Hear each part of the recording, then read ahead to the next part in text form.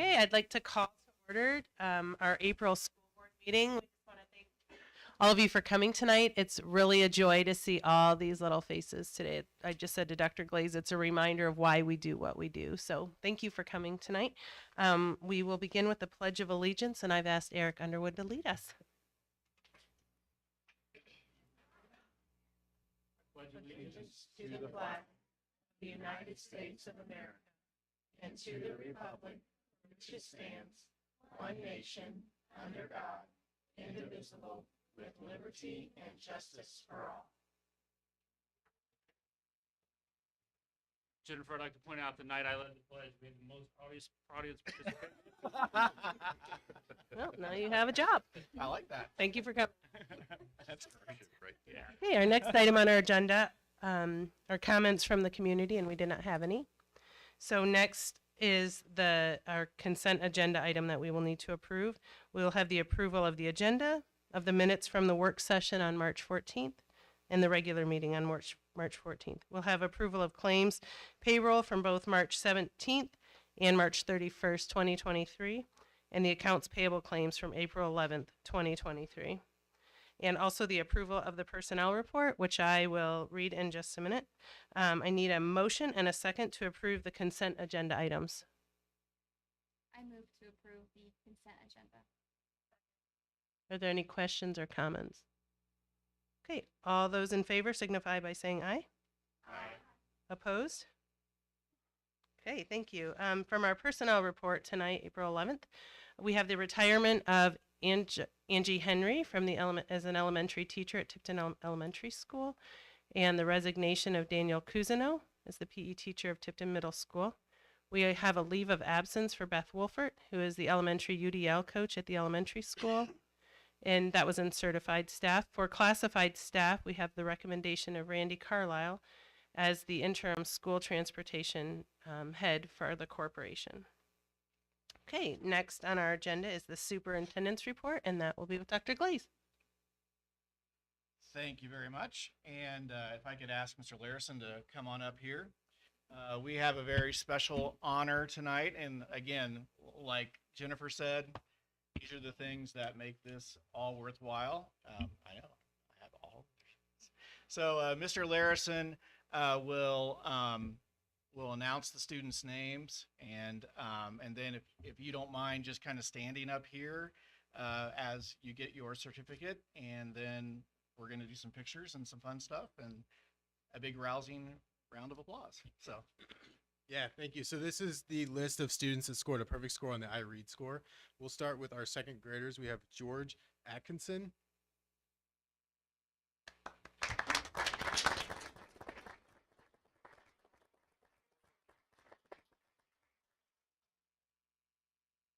Natalie LeMay.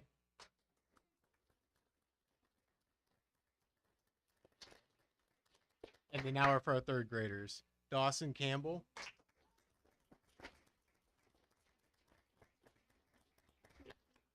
Carter Friend.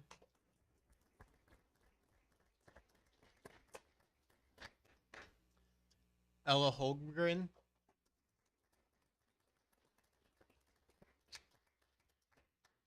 Harley Huff.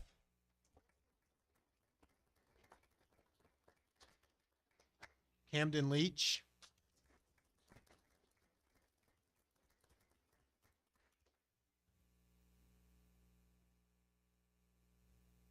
Layla Mouse.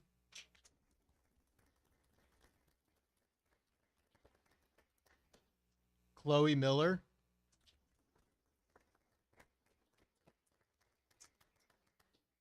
Elliot Stamps.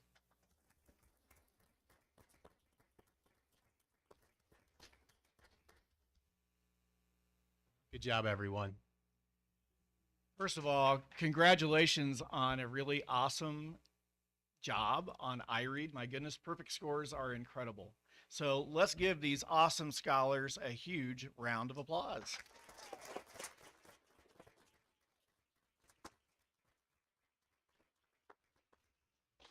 If we could ask you all to walk to the back of the room where the Blue Devil sign is, we're going to take your picture. Okay. Parents, you're welcome to do that as well if you'd like.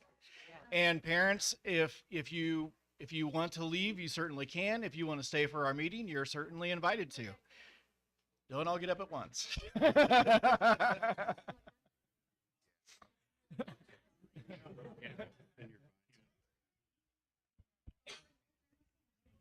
No, there goes our audience. I know. I feel like we're out.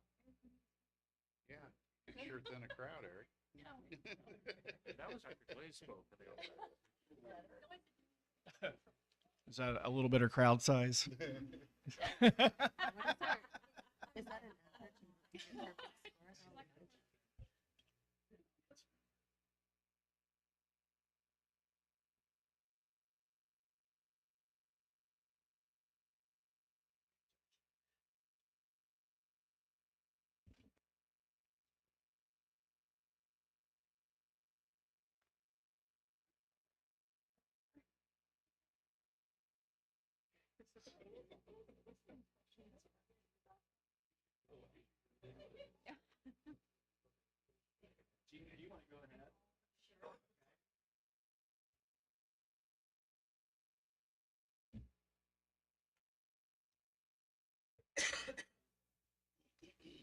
Okay, first of all, I am not a public speaker, so even though I've got some notes here, I'm just gonna kind of talk from the heart about my closet.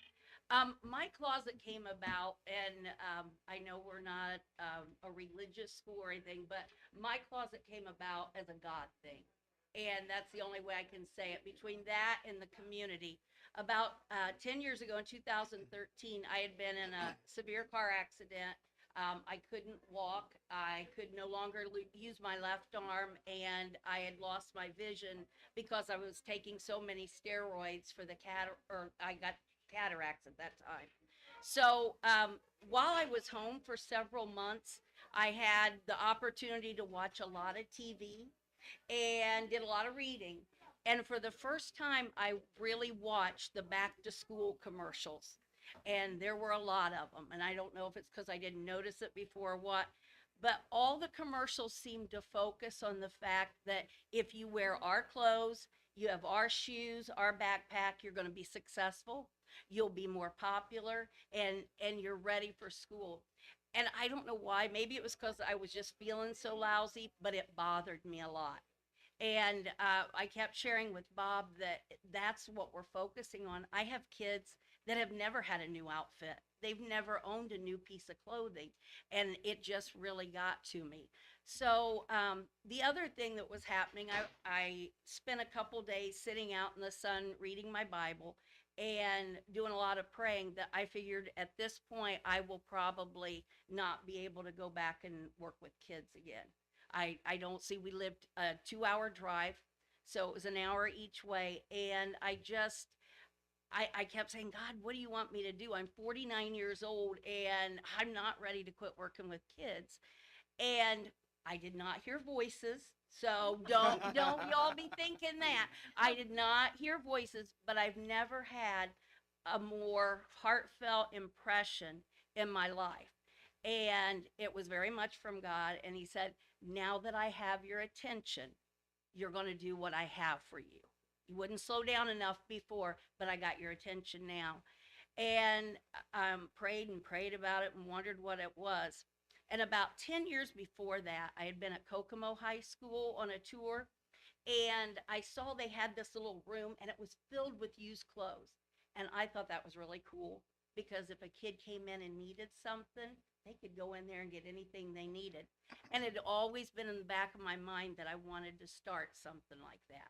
And I'm giving you guys the long version because some of I have not met you yet. But anyway, God really made it obvious that this is what you're going to do, but there's going to be a little bit of a difference. You're going to provide everything brand new. And to me, I was almost angry about it. I mean, I really wrestled with God. I go, I can't walk, I can't use my arm, and I can't see to drive. I have no place to do this and no money to do it.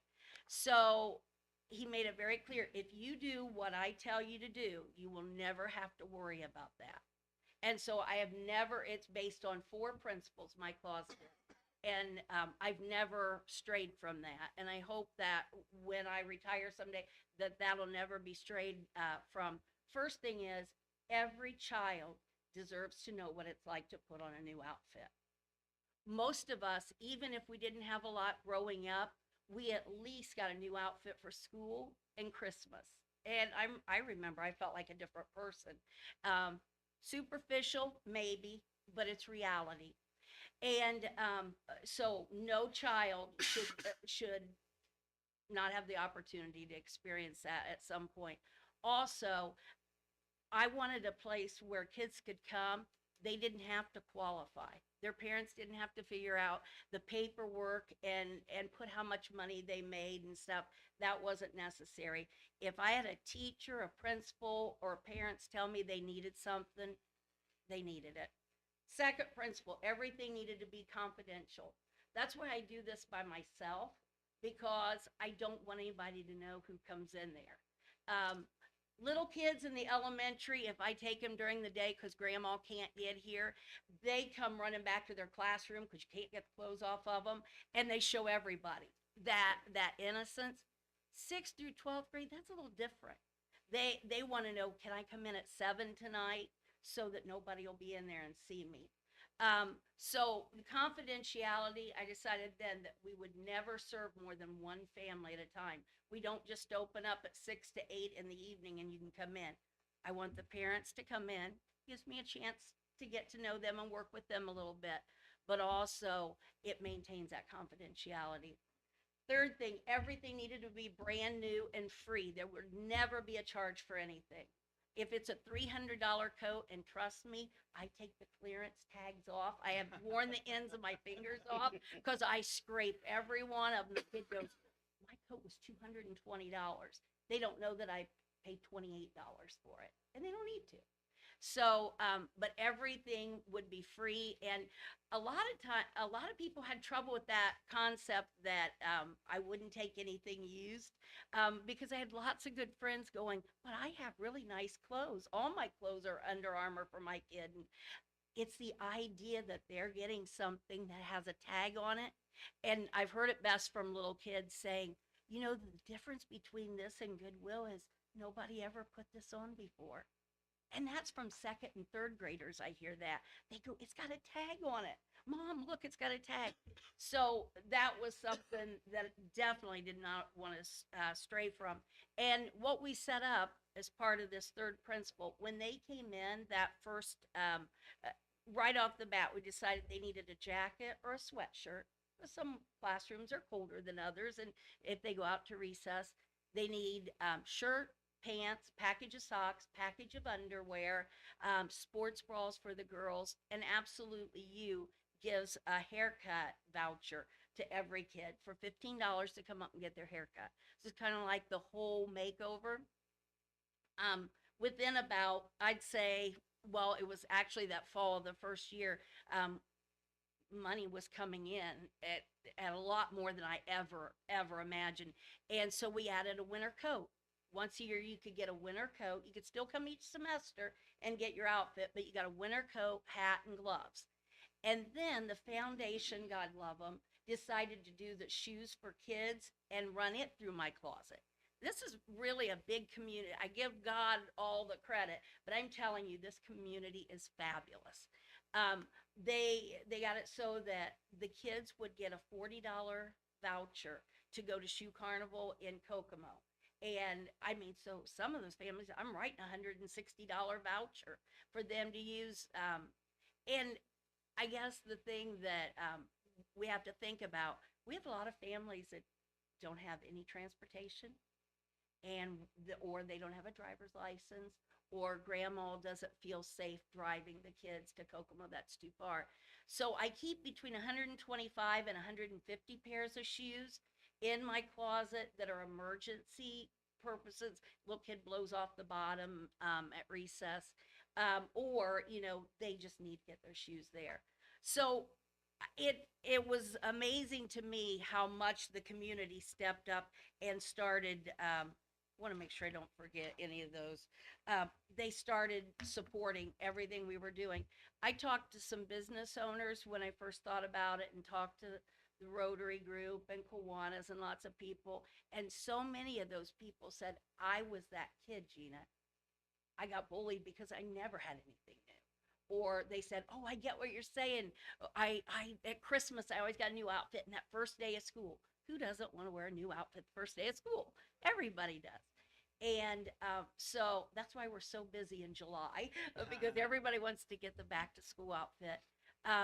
But the donors in this community, businesses, churches, individuals, philanthropic groups, all those people are donating, but we're getting all kinds of donors that were former students that have their practices set up in Indy, or they work for a hospital in Noblesville. And so those kids, they're 40, they started sending money and stuff too. So it was really, it was obviously an answer to prayers. So we had plenty of money to get started with all those things. Bob was counting the other day. We have big posters that we put up every year in June. I change them to reflect who donated the year before. And he counted 78 last year, 78 donors. This year so far, we're at 79, and our farthest away donors are Florida and Wisconsin. And I'm getting calls from schools like Bob's got a school in Texas that's really interested, in several up by Chicago. No, I'm not setting anybody else's up, but they can come and see it and go through and see what we did. But those school, the donors are going, we don't have anything in our school like that. We have a used clothing pantry, but it's all new. And I say pantry, but when you see it, I'm so excited, and there's great snacks. I'm so excited because it looks like a store. And I get so many kids that have moved around a lot. And the first thing the little ones say, they go, my other schools didn't have a store. And so we've just been very blessed with this community. I put a lot of stuff in your packet that you can look through. You could see about how many. I kind of keep the stats. We've had almost 1,100 visits in the 8.5 years. I call them the shopping trips because some kids are repeats, but those about 1,100. And you'll notice, I think it was in the 6th or 7th year maybe, that it really jumped up. And we missed 2 months of school. But when we had COVID, we had so many families that dad and mom both lost their jobs. And I got calls from people, not only for clothes, but can you help me find an apartment? I've got to get a car. I need a job. Can you? And so that's kind of part of the community outreach that I really like doing too, because I'm able to work with a lot of families on a completely different level. Besides, well, I mentioned Absolutely You Salon. We've got huge family donors that every year they donate, and I kind of count on that. But if there's a year somebody can't donate, God has made it so that somebody else steps up. I mean, I didn't expect to get a donor from Florida. I mean, I really didn't. And they came to see it and everything. So they wanted to take the idea back. Being able to do just this, and as much as I love working with kids, my heart's changed in what I want to work with those who are struggling the most financially, because then I get to work with the whole family. Since we've started doing that, Dr. Glaze let me really expand how big my closet is. It started out 8.5 years ago with 3 racks of clothes, and Bob would go with me every night because I couldn't drive, and we would go to Penny's when they were going out of business, and I would beg them to sell me the clothes at a discount, and we had 3 racks. We now have close to 40 full racks of clothes in the storage areas, and so now we've got a boys department, a girls department, there's a storage area, there's a restroom, there's a dressing room. Boys and girls have to share, so when your brother's done, sister can go in there next. And my office is in there, so the space is perfect. And also being able to focus just on this. Jubilee Christmas is something that I've gotten to work with Joyce and Richie Smith a lot more closely, we found so many families that were not going to have Christmas last year. And a lot of it's just because they're coming to my closet, and that leads to them talking and us figuring that out. The hospital recently, just last semester, started donating hygiene bags. Besides their wonderful gift, they made 150 bags, and I think they're going to do it every year. But it's full of, there's a boy's bag and a girl's bag, and it's full of full-size shampoos, conditioners, washcloths, toothpaste, toothbrushes, everything. So the whole community's jumped in on it. They really have. And the last thing that I really have noticed in the last 5 to 7 years, Tipton County has a lot of food insecurity, and that is getting worse. It kind of peaked during COVID, but if you work those food trucks, I mean, we are there till we run out of food. I mean, there is nothing left. Bob knows, and they can go with me. And there's so many, and a lot of them are elderly. We get a lot of elderly, and but a lot of those elderly people are raising their grandkids. And even some, I've had 88-year-olds coming in with their great grandkids. An 88-year-old asking me to help her find a job. So one of the things that we have great food banks and food pantries in Tipton, amazing. However, the information on that changes constantly. And so when you tell somebody they're open Tuesday night from 3 to 6 in the afternoon, evening, they go there and they're not. And that's because that's just something that constantly moves. Different churches take it on and stuff. So what I wanted was a centralized place, and I think you've got one in your inside your folder. If I came up with the information, McCormick said that they would print them for free, make the flyers, and they did a beautiful job. And so we sent them out. My goal is once a semester, I will take those out to different agencies. And when I took them in February, I think I dropped them off at 39 or 40 agencies, you know, hitting the preschools, hitting the senior citizens, but every place, and all the churches. So that's kind of a little bit about my closet. Once you get down there and see it, I'm very excited because I think it'll give you a little bit of a feel for it. Dr. Nate Lambert happened to stop in to see me in December, and he said, "Can I see it?" And he had been so excited about it. And when he walked in, his mouth fell open. He goes, "Gina, seriously, I thought this was a room that you had nice clothes in," but he didn't expect that I had 170 winter coats. And he just sat there and he goes, "This is a store." And so I guess it's our free store. And I think it represents Tipton and the love that the community has for the kids. These kids, people say, "Well, does it help scores?" I think it makes kids feel better. When I see them get a new jacket and they wear that jacket the next 9 days in a row, and I'm going, "Sweetheart, you gotta let mom wash it." You know, we gotta wash it. And you can wear other things too. But there's just the feeling that they will, I think it helps their self-esteem, and that helps them academically too. So, sorry, it was kind of long. I could go on about it for hours, but yeah, you don't want to be here that long. I already ran the whole crowd off. No. Oh, Gina's talking. So anyway, when you guys come down, Erin Enright made phenomenal cupcakes and clothing cookies. They're the cutest thing I've ever seen. So I'm anxious for you to come and see that. Well, thank you, Gina. you. The work you do is just amazing. We Well, thank you appreciate for it. letting Thank you us so have much. that. I might disagree on the public speaking thing. No, Good job. Yeah. Thank you so much for I sharing. with wasn't. us. I wasn't worried at all. We're fine. So thank you. Next on our agenda were the department reports that you received in your packet from the Director of Student Achievement and Learning, Mr. Jaworski, the Director of Student Services and Transportation, Mr. Clark, Director of Food Service, Adam Prohl, and the Director of Technology, Stephen Gingrich. And then next is our financial report, and Brooke Cleaver is going to give that to us. Thank you. No, it'll stay down. I don't, hers isn't working. Yeah, Oh, ours yours is broken. I'm sorry.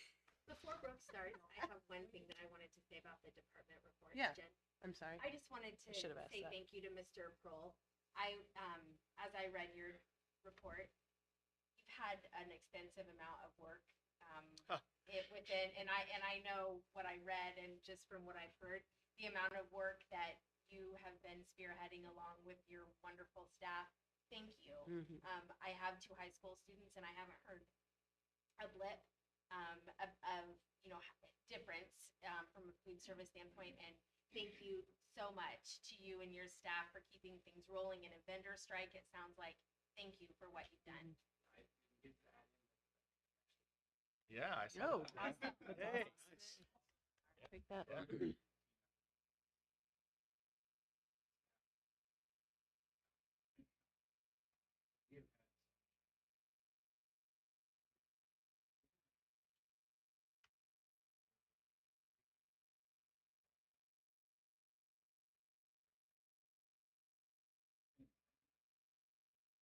That's awesome. Thank you so much. Sorry, Jen.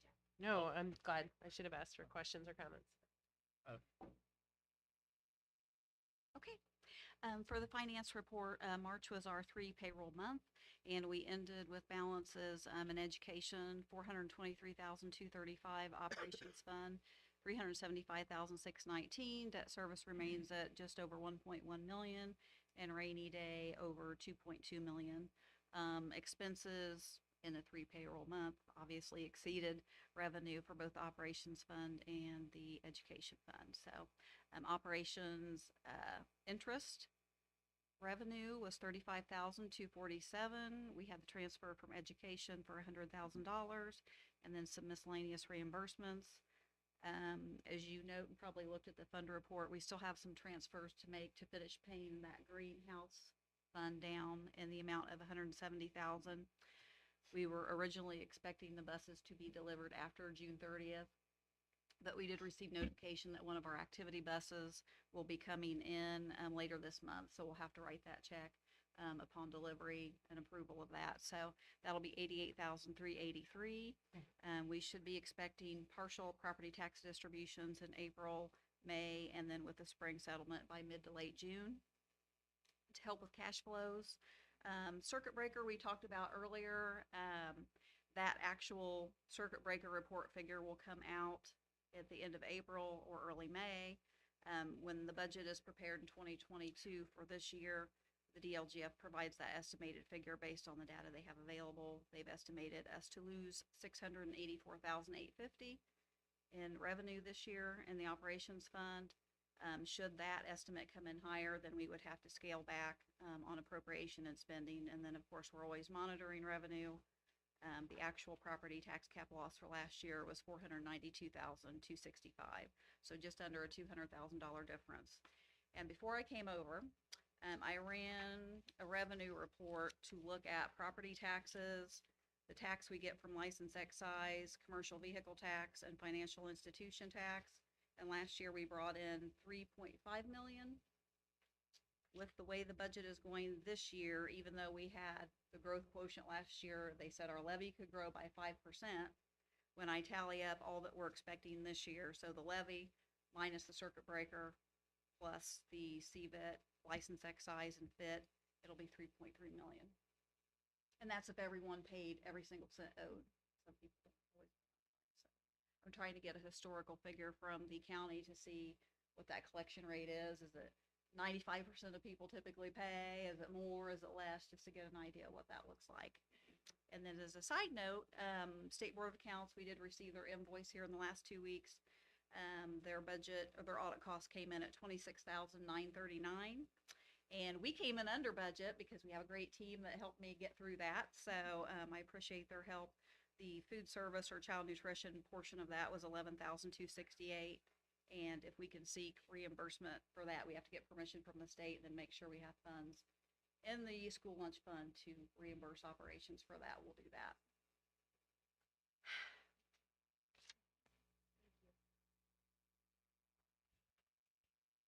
Really quickly, we had a little bit of a conversation during our work session about summer paving, and I thought I had this graphic someplace. Evidently, it was in this PowerPoint.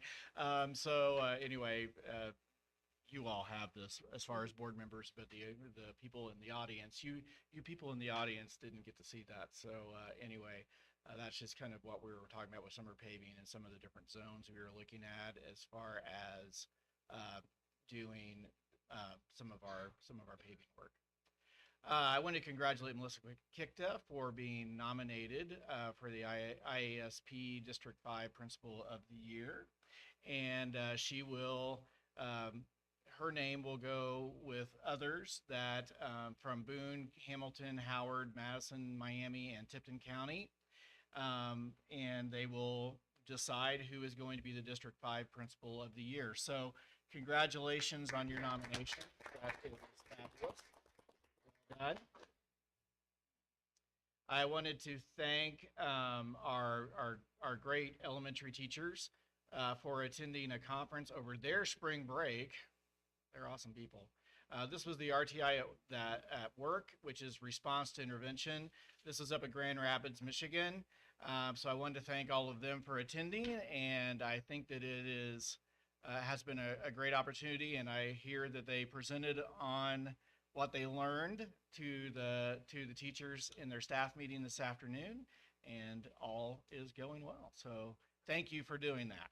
Thank you, Mrs. Rutberger, since you're one of them that are here. All right, Gina, come up here, please.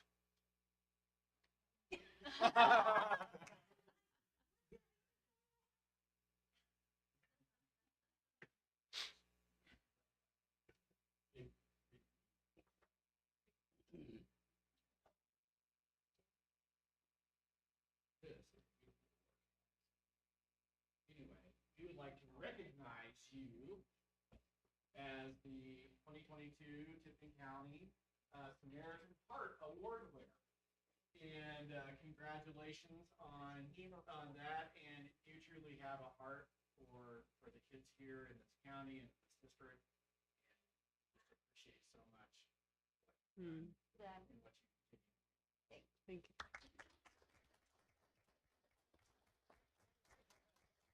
Dr. Glaze, would you, I rival some of your hardware.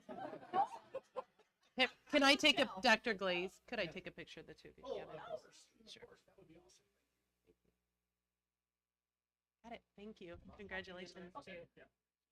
Oh, yeah. Lens is on, or cap is on. What's I only know I do that.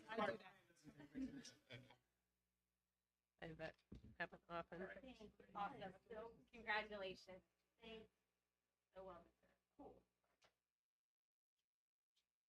You can leave now if you want.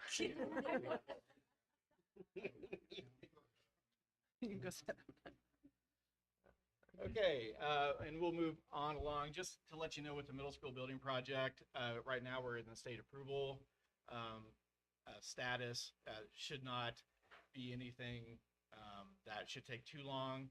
After we get state approval, then R.L. Turner will create bid documents.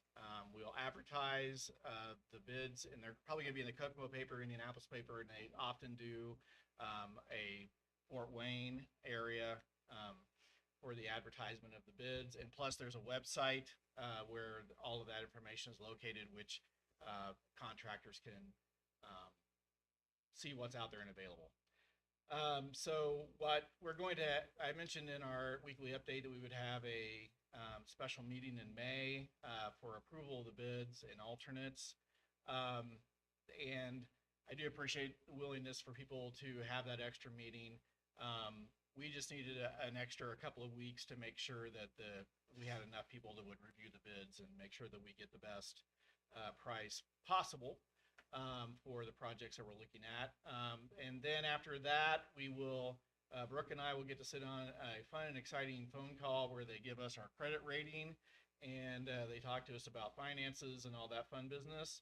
And then we will have a bond sale on May 17th. And looking at closing on May 15th. And so the process goes pretty quickly once we get the thumbs up from the state. I did want to, again, we talked about this last week, just some nice promotion of our school corporation, and this is in the Tipton Kokomo magazine. Again, also looking forward to a really cool article in June. So stay tuned on that one. Also, we are looking at really kind of doing a blitz as far as talking about our school corporation, sending out postcards to area districts, talking about what great things are going on here at Tipton. So this is kind of a mock-up of what that might look like. Also creating maybe some yard signs that we can put out. Again, hopefully, I think we all kind of live in the QR code world, so hopefully most people will use the QR code, but if not, we do have the location on our website where they can access everything and fill out transfer paperwork.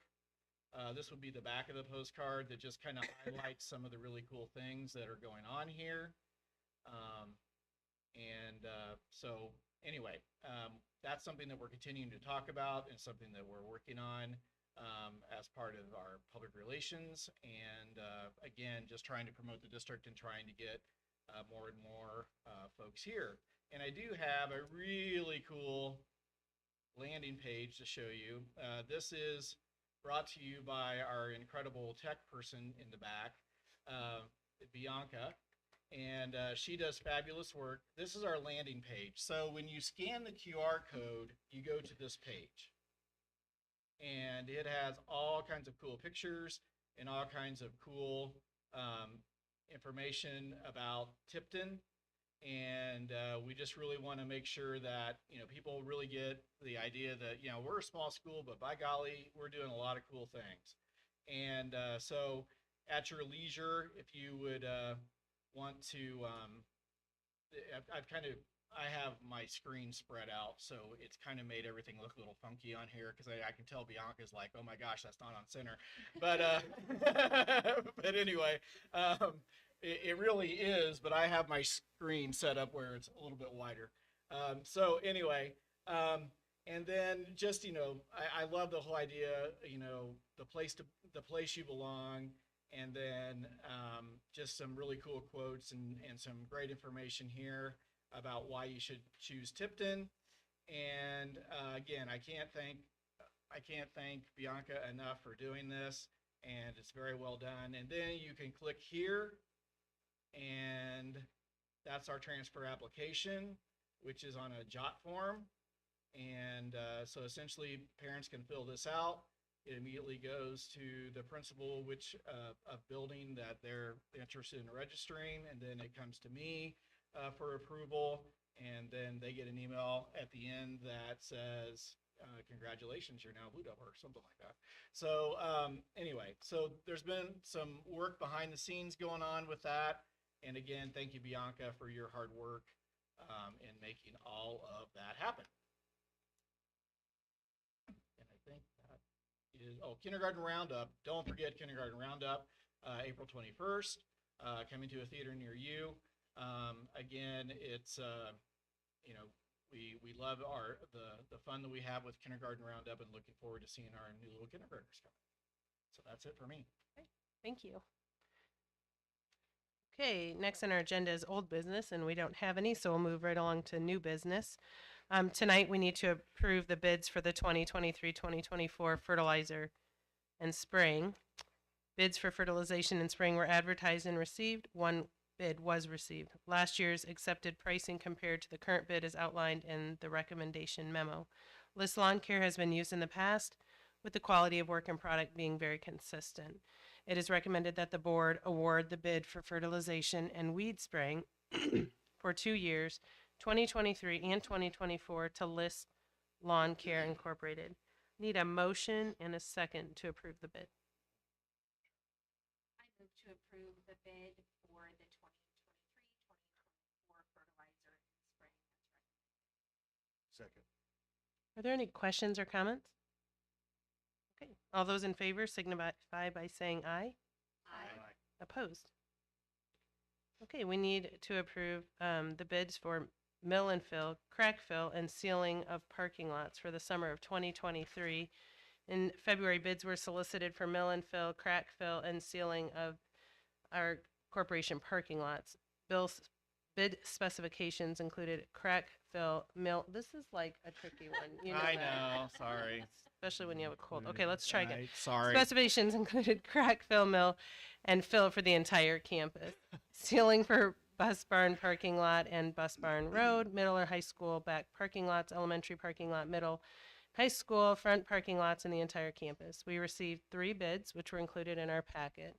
Dr. Glaze's recommendation is that we would accept the base bid and option number 4 for Baumgardner. I need a motion and a second to accept that recommendation. I move to accept the recommendation of Baumgardner for the base bid as well as alternate number 4 for the middle high school front parking lot. Again, the vendor Baumgardner. Okay, it's open for questions or discussion. Okay. All those in favor signify by saying aye. Opposed? Okay, tonight we will approve the proposed 2024-2025 academic calendar. For long-term planning, we ask the board to approve the 2024-2025 calendar. Maintaining a 2-year calendar assists administration in planning instructional goals and allows our families to plan for potential vacations and other activities. The proposed 2024-2025 calendar is based on a similar structure as our 2022-2023 academic calendar. We need a motion and a second. I motion to approve the proposed 2024-2025 academic. Second. Are there any questions or comments? I guess I have a question. How do we arrive at this? Like, who puts the calendar together? And I guess here's my question. You do. Okay, so my question is, like this year, Boys and Girls Club, we weren't allowed to offer the second week because of staffing. Mhm. So we've had a lot of concern from parents that they were left without childcare Right. because we stacked it up in front of spring break. Is there? So I guess we don't talk to teachers or parents or anything about this, or is it just kind of we've done it this way and we're gonna? We've spent a lot of time determining how to attack the calendar as best possible. I think maybe this year was more of an anomaly than anything else, where we wouldn't have had snow days. If we would have had more snow days, I think that obviously we would have been in school that first week.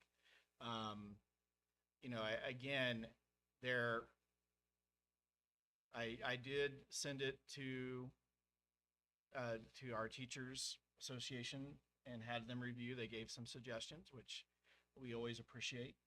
And again, that was mentioned in Allison's feedback about the Boys and Girls Club. Yeah. And so typically we're not reaching out to, really to talk about that calendar. Obviously it's a 2-year and 2 years in Sure, the future. yeah. And so, again, we just have to go 180 days. However we choose to do that is really kind of up to us. The paradigms that we've been given from the boards in the past is they want to try to start as late in August as possible. And so that's one of the reasons that we have that. One of the reasons why we try to do makeup days earlier versus later is because of iLearn. And if we have to do makeup days, we want to do that before students have to take the iLearn test.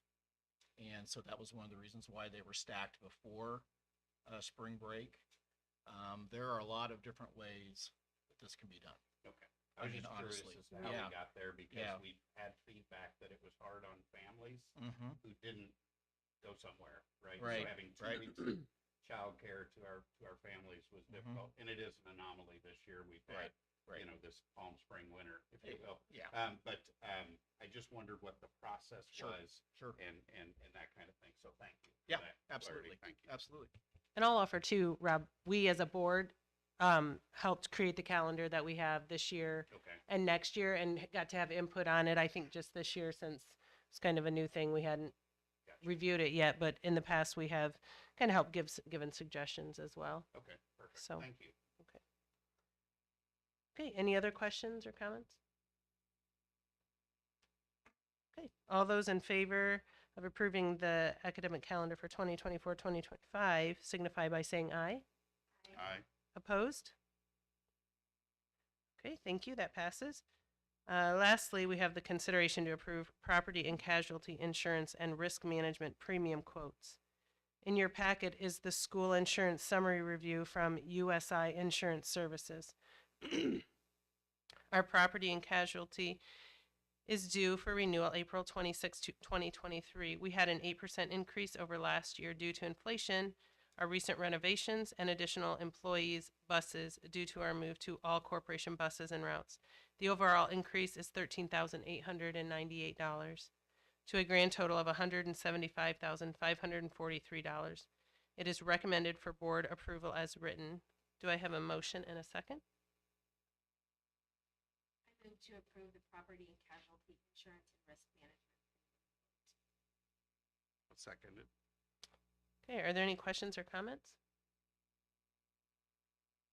Okay, all those in favor signify by saying aye. Aye. Opposed? Okay, thank you. Next on our agenda are other matters to come before the board. Does anyone have anything? Madam President, I'd just like to update on the TIF. I think meeting ago, I had made a comment that we were working towards a revised approach. I just wanted on the record and the community to be aware that the school board has worked very diligently. We put a response back to the city, and it is under consideration from the city. It will go through their approval process, and if it comes back to us, obviously it'd be a future agenda item, but did want you to know that that had moved forward, and pickleball, it's on their side of the court at this point. So just wanted on the record with that. Yeah, thank you so much. Yeah, question. Does that mean it has to start over in their process?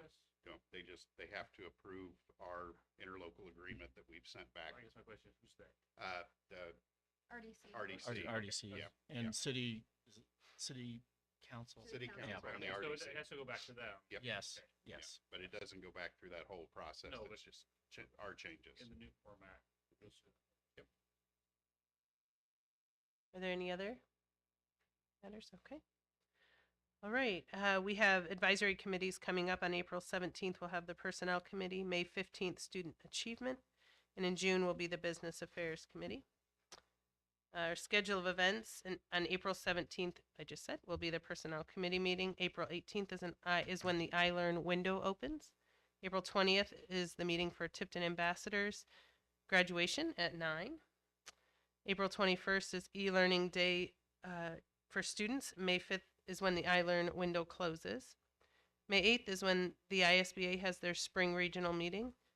May 9th is our monthly board meeting. And then lastly, May 16th, we'll have a special board meeting to approve the middle school project bids at 5:30.